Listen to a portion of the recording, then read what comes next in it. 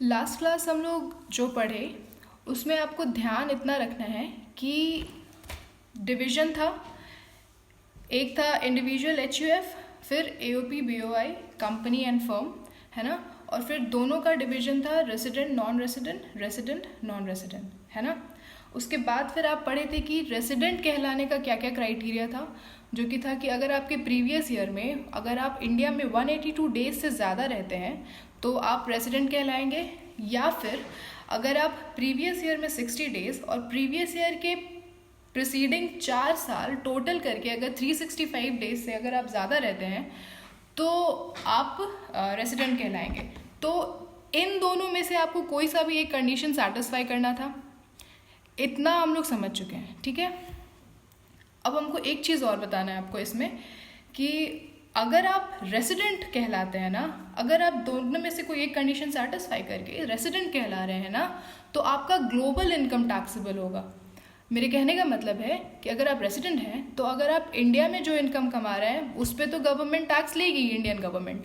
लेकिन अगर आप बाहर अगर टैक्स कमा रहे हैं, यूएस में जाके, कहीं भी दुनिया के किसी भी देश में जाके अगर आप टैक्स ये इनकम कम अर्न कर रहे हैं तो उस पर गवर्नमेंट, इंडियन गवर्नमेंट का हक है कि वो टैक्स कलेक्ट करे, ठीक है। सेकेंड, अगर आप नॉन रेसिडेंट हैं, ठीक है, अगर आप नॉन रेसिडेंट हैं तो इंडियन गवर्नमेंट टैक्स सिर्फ उसी इनकम पे कलेक्ट करेगी जो कि इंडिया के अंदर अर्न किया गया, ठीक है। तो नॉन रेसिडेंट का जो इनकम है वो टैक्सेबल सिर्फ उतना ही इनकम है जो कि इंडिया में अर्न किया गया। Got it? ओके। तो अब हमको आपको एक कहानी सुनाना है।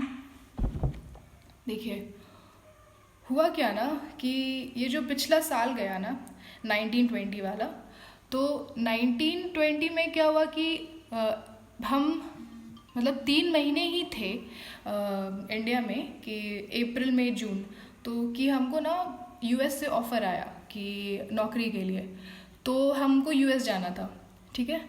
तो 3 महीने हम यहाँ रहे, फिर हम यूएस चले गए, ठीक है, वहाँ काम किए और वहाँ पैसा कमाए, ठीक है। अब क्या हुआ कि अब आ गया 2021, तो हम आपको बोले ना 2021 असेसमेंट ईयर होता है कि 1920 में हम जितना भी इनकम कमाए हैं ना उस पर अब टैक्स देने का बारी आया, ठीक है। तो हुआ ये कि अगर हम रेसिडेंट कहलाएंगे तो मेरा दोनों इंडिया में जो कमाए और फॉरेन में जो कमाए तो उस पर गवर्नमेंट मेरा चार्ज करेगी टैक्स, उस पर टैक्स लेगी, है ना। तो क्या हुआ ना कि पहला जो कंडीशन था कि प्रीवियस ईयर में अगर आप 182 डेज से ज़्यादा रहेंगे तब आपको रेसिडेंट कहलाएंगे, है ना। पहले कंडीशन के तहत तो हम रेसिडेंट नहीं थे, लेकिन दूसरे कंडीशन के तहत हम रेसिडेंट हो गए, जो कि था कि पिछले साल अगर आप प्रीवियस ईयर में अगर आप 60 डेज से ज़्यादा इंडिया में हैं और उसके प्रीसीडिंग 4 साल को टोटल करके अगर आप 365 डेज से ज़्यादा हैं तो वो आसानी से सेटिस्फाई हो गया और हम सेकंड कंडीशन के तहत रेसिडेंट हो गए, है ना। तो अब क्या प्रॉब्लम हो गया ना कि मेरा जो यूएस में कमाए वाला इनकम था ना उस पर इंडियन गवर्नमेंट भी टैक्स ली और यूएस गवर्नमेंट भी टैक्स ली, है ना। तो हम बहुत दुखी हो गए, है ना। आपको पता है मेरे साथ साथ एक और जन था जो बहुत दुखी था। ये वो लोग थे जो कि क्रू मेंबर्स थे, इंडियन शिप के मेंबर्स थे। क्या होता था कि ये लोग अपना जैसे इंडिया बस 3 महीने के लिए आए और बाकी टाइम ये शिप से बाहर ही रहते थे, है ना। तो इनके साथ भी यही प्रॉब्लम था कि इनका जो इनकम ये बाहर कमा रहे हैं ना तो उस पर गवर्नमेंट, इंडियन गवर्नमेंट भी टैक्स लेती थी और अदर कंट्रीज़ की गवर्नमेंट भी टैक्स लेती थी, है ना। तो इनका भी डबल टैक्सेशन का प्रॉब्लम था, हाँ। और एक और जन था जो कि बहुत ही दुखी था। ये लोग the person of Indian origin और इंडियन सिटीज़न। तो ये लोग का क्या सीन है कि ये लोग ना बाहर जाके बस गए हैं, लेकिन इनका बाप दादा का एंसेस्ट्रल प्रॉपर्टीज़ और सारा कुछ खानदानी यहाँ पे था इंडिया में। तो ये लोग यहाँ पे घूमने फिरने कि अपना प्रॉपर्टी देखने के लिए कभी इंडिया आ जाते थे। तो अब इंडिया आए और 60 डेज से ज़्यादा रहे तो अब ये सेकंड कंडीशन के तहत रेसिडेंट हो जाते थे। अब इनके भी इनकम पे जो कि वो सारा इनकम बाहर कमाए उस पर भी इंडियन गवर्नमेंट फिर उनसे भी टैक्स लेने लगती थी, जबकि कोई तुक नहीं बनता है टैक्स लेने का उन पे। तो हम लोग तीनों दुखी आत्मा गए और गवर्नमेंट से रिक्वेस्ट किए कि इसका क्या करें।